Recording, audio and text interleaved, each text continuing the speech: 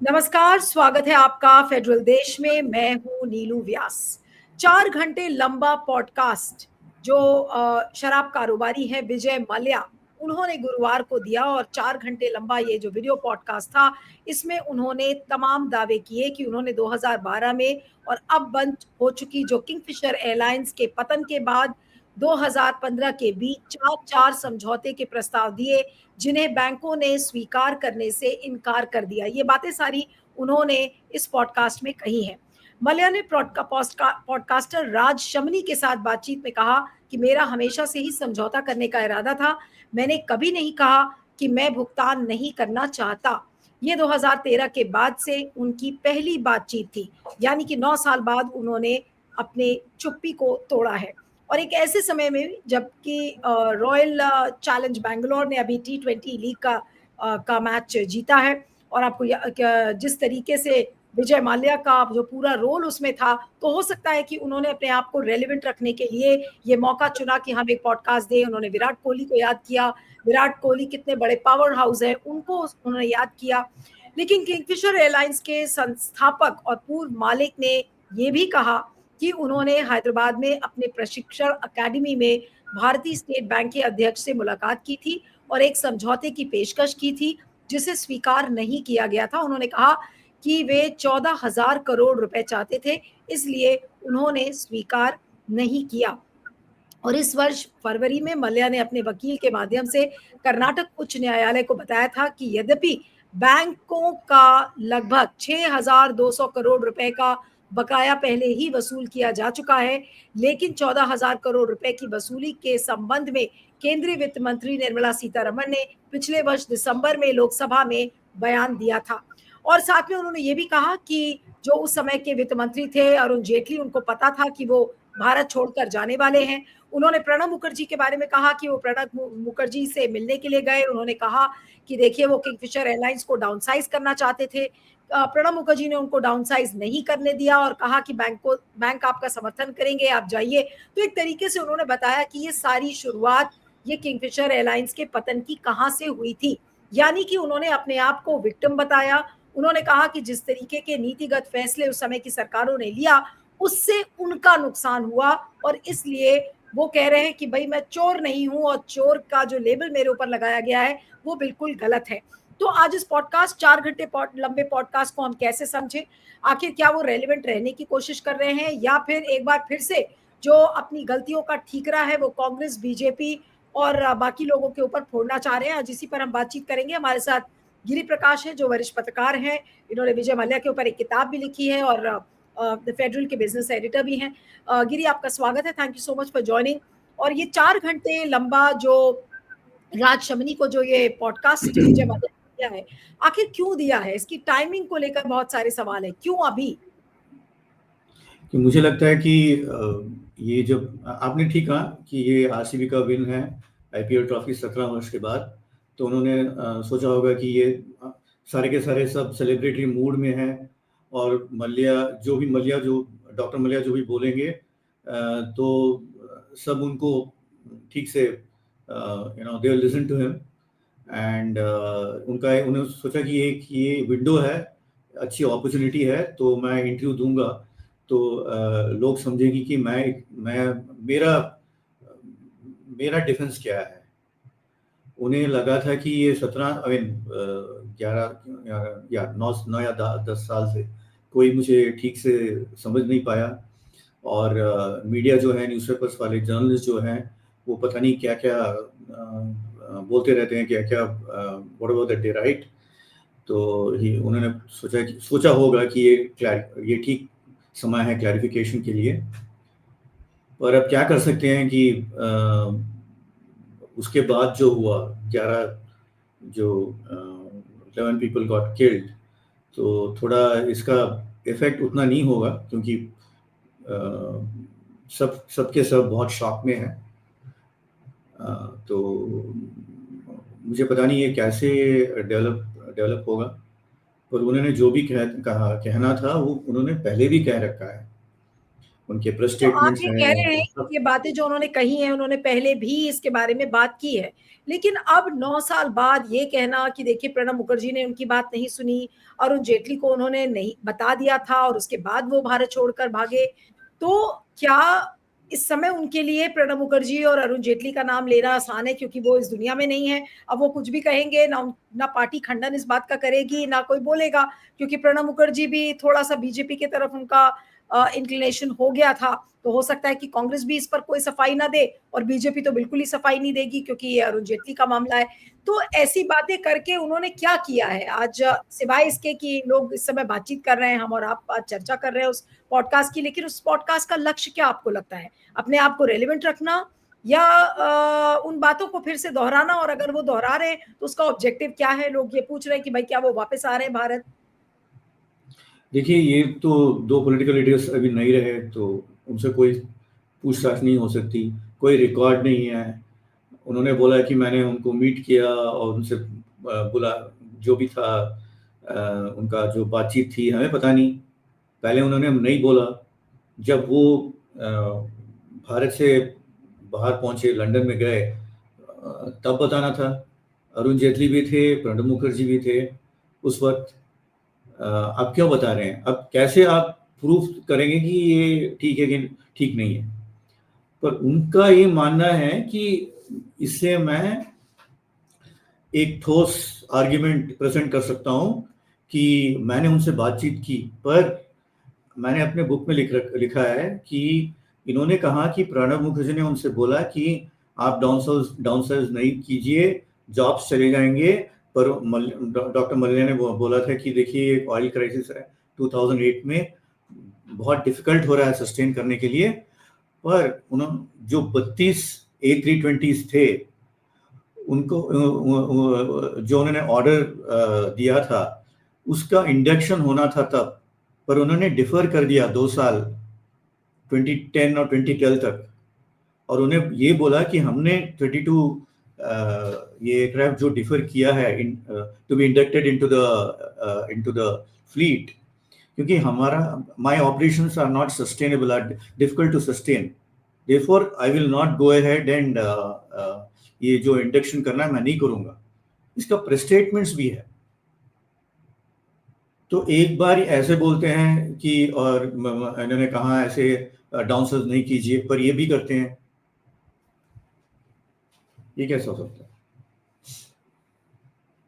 उन्होंने उस समय जो यूपीए सरकार की नीतियां थी उस पर भी इन्होंने बातचीत में कहा कि देखिए उस समय जो यूपीए की सरकार थी उसने फॉरेन डायरेक्ट इन्वेस्टमेंट नहीं अलाउ किया। जब मैं चला गया, मैंने ऑलरेडी एतिहाद एयरवेज से बात कर ली थी, वो इन्वेस्ट करने के लिए तैयार थे किंगफिशर में, लेकिन उन्होंने 6 महीने बाद फॉरेन डायरेक्ट इन्वेस्टमेंट आया। और अगर मुझे उस समय पे हेल्प मिल जाती तो शायद किंगफिशर की जो हालत हुई वो नहीं होती। तो एक तरीके से उन्होंने नीतिगत फैसलों पर भी दोषारोपण किया कि देखिए ये उनकी गलती थी कि उन्होंने फॉरेन डायरेक्ट इन्वेस्टमेंट को अलाउ नहीं किया उस समय। ये कहाँ तक सही था? देखिए, ये जब आप एक बिजनेस को एंटर करते हैं तो आपको पता रहता है कि ये कैसा बिजनेस है, क्या रूल्स एंड रेगुलेशंस है, इसके इसका वीकनेस क्या है, इनका स्ट्रेंथ क्या है, ये जो स्वॉट एनालिसिस बोलते हैं, ये सब आप करते हैं। उसके बाद इस बिजनेस को एंटर करते हैं। एंटर करने के बाद आपको पता चलता है, आप नहीं कह सकते कि देखिए ये रूल ठीक नहीं है, ये रेगुलेशन ठीक नहीं है, गवर्नमेंट ने मुझे ठीक से नहीं समझाया, और जो भी है, जो भी कंप्लेंट्स हैं उनके, ये नहीं हो सकता ना। बस यही तो ये एक ही एयरलाइन नहीं है ना, जेट एयरवेज भी था और भी सारे एयरलाइंस थे। यदि किंगफिशर एयरलाइंस वो सफर कर रहा था, जो प्रॉब्लम था, और दूसरे भी कर रहे थे ना। इसके बाद आप नहीं कह सकते इतिहाद को हमें हमें हमें जॉइंट वेंचर नहीं करने दिया, ये सब नहीं हो सकता ना। ओवरनाइट आप पॉलिसी चेंजेस नहीं कर सकते। और आपको ये भी कहना पड़ता है कि आपको जब गवर्नमेंट को भी ऐसा लगना चाहिए कि देखिए लॉन्ग टर्म प्लेयर है, इन्होंने इतना इन्वेस्ट किया है, हमने इनको पैसे दिए हैं इन्वेस्ट करने के लिए, सो देयरफॉर देखते हैं कितने साल आप सस्टेन करेंगे, कितने जॉब्स ज़्यादा आएंगे, कितने टैक्स हमें मिलेगा, ये भी गवर्नमेंट देखता है ना। बस सडनली आप चले गए, आप एज सुन एज आपका वो फंडिंग बंद हो गया, आप गिर गए। तो what are you telling the government? नहीं, लेकिन Are you अगर telling वो the government that you are not a good businessman, or are you telling the government that I came into the sector और ये सब के सारे rules ठीक नहीं है? नहीं, लेकिन अगर वो सारी गलतियां उस समय की नीति, उस समय की सरकार पर सारा तोहमत वो लगाने की कोशिश कर रहे हैं कि देखिए ये गड़बड़ हो गया, तो अब 9 साल बाद जब वो ये बोल रहे हैं, तो आपको क्या लग रहा है? क्या ये एक स्पॉन्सर्ड पॉडकास्ट इंटरव्यू था जिसमें कि 4 घंटे इंटरव्यू, 1 घंटे का समझ में आ रहा है, 1.5 घंटे का समझ में आता है, लेकिन 4 घंटे लंबा पॉडकास्ट, इतना लंबा तो मुझे लग रहा है मोदी जी ने भी नहीं दिया होगा, इतना लंबा इंटरव्यू तो किसी ने नहीं दिया होगा। 4 घंटे का इंटरव्यू तो मुझे समझ में ही नहीं आया कि इतना लंबा इंटरव्यू उन्होंने राज शमनी को कैसे दे दिया? क्या ये स्पॉन्सर्ड इंटरव्यू लग रहा था? एक बिजनेस जर्नलिस्ट होने के नाते इस इंटरव्यू को आप कैसे देखेंगे? ये तो लंदन में इंटरव्यू है उनके घर में, उन्होंने बोल दिया है। और तो राजकुमारी वहाँ गए थे, और वो एक बात है। और दूसरी बात ये है कि ये क्यूरेटेड इंटरव्यू है, आपको पता चलेगा, जब आप देखेंगे तो पता चलेगा कि कहाँ एडिट किया है, कहाँ नहीं एडिट किया है, क्या कहते हैं, क्या नहीं कहते। तो ये बहुत ही क्यूरेटेड इंटरव्यू है। और ये 4 घंटे मुझे भी नहीं समझ आता कि ये 4 घंटे में कितना क्या बोल सकते हैं कि नहीं, और इसका रेलेवेंस भी क्या है। मैं भी हैरान हूं कि 4 घंटे का इंटरव्यू लेने के लिए राज शमनी वहां बैठे रहे उनके घर पर, उस सेटिंग में 4 घंटे लंबा वो इंटरव्यू चला, जिसमें कि उन्होंने क्रिकेट से लेकर प्रणब मुखर्जी से लेकर अरुण जेटली तक की बातें कह डाली। किंगफिशर के एम्प्लॉइज के बारे में भी कहा कि देखिए बैंक्स उस समय हमें रोक रहे थे, वरना मैं तो तैयार था सबकी सैलरीज देने के लिए। किंगफिशर के एम्प्लॉइज को उन्होंने अपोलोजाइज किया, उन्होंने कहा कि मैं तो बहुत सॉरी फील करता हूं, उनकी जॉब्स चली गई, उनके कॉन्ट्रैक्ट्स खत्म हो गए थे। उस पर क्या कहेंगे? किंगफिशर के एम्प्लॉइज को भी उन्होंने इस इंटरव्यू के जरिए एड्रेस करने की कोशिश की है। ये क्या एक फार्सिकल एक्सरसाइज जिसे कहते हैं वो लगती है, दिखाने के लिए कि भाई देखिए चलिए हमने सॉरी भी बोल दिया, हमने गलतियां भी निकाल दी, हमने अरुण जेटली और प्रणब मुखर्जी को भी लाके खड़ा कर दिया जो इस दुनिया में नहीं है, उनके बारे में भी बोल दिया, कोई क्रॉस चेक तो करेगा नहीं, और इसी बहाने हम अपनी बातें भी कह देंगे। तो जो पूरा जो मकसद है उस इंटरव्यू का, ये नहीं समझ में आ रहा है गिरी। ये 4 घंटे 2-3 दिन में किया होगा उन्होंने एक ही बार नहीं किया होता, वो तो पता है। पर ये जो एम्प्लॉइज का जो मुद्दा उन्होंने उठाया कि हम I am very sorry, apologise, वो पहले करना चाहिए था, 10 साल पहले करना चाहिए था। अब करके क्या हो सकता है? आपका सारा का सारा एसेट्स तो चला गया, सारे के सारे जॉब्स चले गए, और आपके पास पैसे थे, आपके पास पर्सनल पैसे थे। जब डियाजियो ने यूनाइटेड स्पिरिट्स को खरीदा, और जब डियाजियो ने बोला कि आप चेयरमैनशिप को त्याग दें और आरसीबी से हट जाएं, जो आरसीबी का चेयरमैन था वो हट जाएं, आपको हम अमाउंट देंगे, 40 मिलियन 90 मिलियन जो भी था देंगे। वो जो उन्होंने दिया वो लेके चले गए लंदन। उस पैसे से आराम से सारे के सारे एम्प्लॉइज का जो ड्यूज था वो क्लियर कर सकते थे, वेंडर्स का जो ड्यूज था वो क्लियर कर सकते थे। अब क्या बोल रहे हैं? अब क्या है? इससे क्या पता चलता है? अब 10 साल हो गए तो वो क्या होगा? कुछ नहीं हो सकता।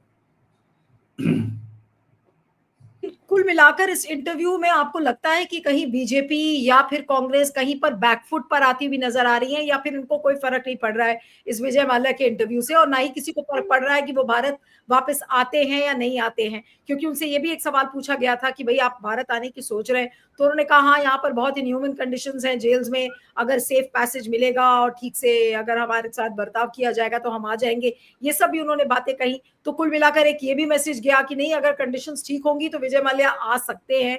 तो आपको क्या लग रहा है कि क्या आउटकम असली ये है कि क्या वो भारत आना चाह रहे हैं, या फिर वो भारत नहीं आएंगे, खाली अपने आप को रेलेवेंट रखने के लिए उन्होंने एक ये पॉडकास्ट लंबा चौड़ा दे दिया है कि ताकि दुनिया देखिए, उन्हें जब भूले कि विजय माल्या नाम का भी कोई व्यक्ति जिंदा है। जी देखिए, वो जब कोर्ट में जो वो बहस हो रही थी तो उन्होंने कहा था कि यहाँ टॉयलेट्स ठीक नहीं है जेल में, और कंडीशंस ठीक नहीं है। तो इंडियन गवर्नमेंट ने कहा था कि मैं सब ठीक करके आपको देंगे, आप आइए तो तब देखेंगे। ठीक है, ये बात नहीं है। आई मीन ऑब्वियसली ये जो बोल रहे हैं कि ये ठीक नहीं है, वो ठीक नहीं है, ये इन्होंने जब किंगफिशर एयरलाइन स्टार्ट किया था वो भी वही बोल रहे थे, ये ठीक नहीं है, वो ठीक नहीं है। अब भी वही बोल रहे हैं कि ये ठीक नहीं है, नहीं वो ठीक नहीं है। अरे आपने कहा था कि देखिए, आपने जब लोन लिया था, ठीक है, तो क्या यूके ने लोन दिया था? इंडियन बैंक्स ने लोन दिया था? जब आप लोन यहाँ से उठा सकते हैं इंडियन बैंक से, तब तो सब ठीक था।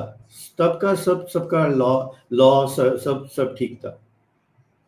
यही तो सेम लॉस है ना। आप नहीं पे वापस पैसे देंगे तो होता क्या है, आपको वो जरूर आपसे पैसा मांगेंगे। जो भी है, कोर्ट में जाना, ईडी का रेड करना, सीबीआई का जो भी है, आपके एसेट्स जो हैं उसको आप सेल करेंगे ना। ये आपने वॉलेंट्री से नहीं दिया ना। आपने कहा बिल्कुल कि मैं दे दूंगा, पर आप सब चले गए तो ये जो बैंक्स थे उनका वो क्या करें? They had to recover the amount, they had to attach the property and sell those property. देखिए, वो जो किंगफिशर हाउस था बॉम्बे में, हाँ ये एसबीआई को बहुत कष्ट करना पड़ा है उसको सेल करने के लिए। कोई नहीं चाहता था उसको, you know, to buy that. Half the price में उन्होंने उसको सेल किया। तो और भी you could have recovered more money, but for the fact that when you are selling something by force, आपको पता चलता है कि nobody everybody wants to buy it at a lower cost. बिल्कुल। नहीं तो अंत में आपको क्या लग रहा है कि जो मुख्य उद्देश्य था इस पॉडकास्ट का, क्या उन्होंने अपने उस उद्देश्य को पाया जिस उद्देश्य से उन्होंने ये 4 घंटे लंबा इंटरव्यू दिया? क्या उस उद्देश्य में वो सफल होते हुए नजर आ रहे हैं? आज बल्कि उनके इस पॉडकास्ट की आलोचना ज्यादा हो रही है, लोग उसको थ्रेडबेयर तरीके से देख रहे हैं कि भाई उन्होंने क्या बातें सही कही, क्या गलत कहा। आज उसका डायसेक्शन हो रहा है उस पूरे 4 घंटे लंबे इंटरव्यू का। तो जो जिस उद्देश्य से, जिस ऑब्जेक्टिव से उन्होंने इंटरव्यू किया था, क्या वो ऑब्जेक्टिव पूरा हुआ विजय माल्या का? पता नहीं, देखते हैं कैसे ये how it will get worked out, political parties में हो या गवर्नमेंट में हो। यहाँ इतने उनके सपोर्टर्स तो है नहीं। उनको 2-3 बिजनेसमैन में उन्होंने बोला है कि इसको रिकवर कर दिया है तो ठीक है, वापस ले आओ, ये सब उन्होंने सब क्वाइट ए फ्यू बिजनेसमैन उन्होंने बोल रखा है। पर इससे ऐसे नहीं हो सकता ना। आई मीन, ये आपके कोर्ट केसेस हैं और आपको वहाँ आके फाइट करना पड़ेगा। अरेस्ट है तो अरेस्ट करना पड़ेगा। आपने बिल्कुल पीएफ नहीं दिया तो ये क्रिमिनल ऑफेंस है, बिल्कुल आपको बिल्कुल। जेल जानी पड़ेगी, या आपको वो जो भी पैसे थे उसको रिटर्न करने पड़ेंगे। एब्सोल्युटली। नहीं और उनका जो भी बकाया है, कोई कहीं 9,000 बता रहा है, कोई 14,000 बता रहा है। लेकिन आखिरी सवाल मेरा यही है कि क्या ये एक प्रायोजित, क्या ये एक स्पॉन्सर्ड पॉडकास्ट लग रहा है पहले की छवि को चमकाने के लिए? देखिए, आपको पहले वो जर्नलिस्ट से बात करना है, सोशल मीडिया इन्फ्लुएंसर से हो सकता है क्या है उसका। मैं दोपहर को देख रहा था कि उनका जो हिट्स है, उनका जो पेज यूज है, 4 मिलियन हो गया। देखिए, जो बिजनेस जर्नलिस्ट हैं, जो उन्होंने ट्रैक उन सबको जो उन्होंने पहले से उनका ट्रैक किया है, उनसे बात कीजिए ना। तो जो भी है, you know, that will be a better interview ना। मैं बोल रहा हूँ कि I am not being biased. मैं कह रहा हूँ कि जब जो आप ठीक से बिजनेसमैन और जो भी किया है, जर्नलिस्ट, बिजनेस जर्नलिस्ट है, तो उनका इंटरेक्शन होगा, तो हो सकता है कि विजय मल्ल्या का जो जो प्रॉब्लम्स है वो बाहर आए, हमें पता चले कि हाँ, हो सकता है कि इन्होंने ठीक ही किया है। पर अब क्या हो रहा है कि अब इस पॉडकास्ट से हमें बस एक ही वर्षन आ रहा है, क्योंकि क्रॉस क्वेश्चन तो है ही नहीं। बिल्कुल बिल्कुल।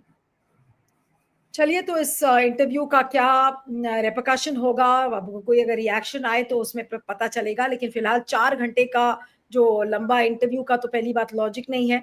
जो बातें उन्होंने कही वो भी बहुत सिलेक्टिव हैं। तो क्या ये स्पॉन्सर्ड इंटरव्यू था, प्रायोजित इंटरव्यू था? अभी तो फिलहाल ऐसे ही लग रहा है। और रही बात उनके भारत वापस लौटने की, तो उसके भी चांसेस कम हैं और वो अभी भारत नहीं आएंगे। और उन्होंने तोहमत लगाई, एलिगेशंस लगाए कि देखिए यूपीए की सरकार में ये गड़बड़ी थी, अरुण जेटली ने हमें जाने दिया, हमारे पास कोई ऐसा लीगल डॉक्यूमेंट नहीं था जो हमको रोकता। तो ये सारी सफाई उन्होंने कही और कोई भी नई बात उन्होंने नहीं कही। जैसा कि गिरी ने कहा, इसके पहले भी वो ये सारी बातें कर चुके हैं। तो फिर आखिर उद्देश्य क्या था? अब आप सोच सकते हैं कि आरसीबी की जो विक्ट्री थी, क्या उस मौके को उन्होंने भुनाने की कोशिश की विराट कोहली की बात करके और तमाम तरीके की उसमें पॉलिटिकल मसाला डालकर? उन्होंने सोचा कि ये इंटरव्यू चल जाएगा।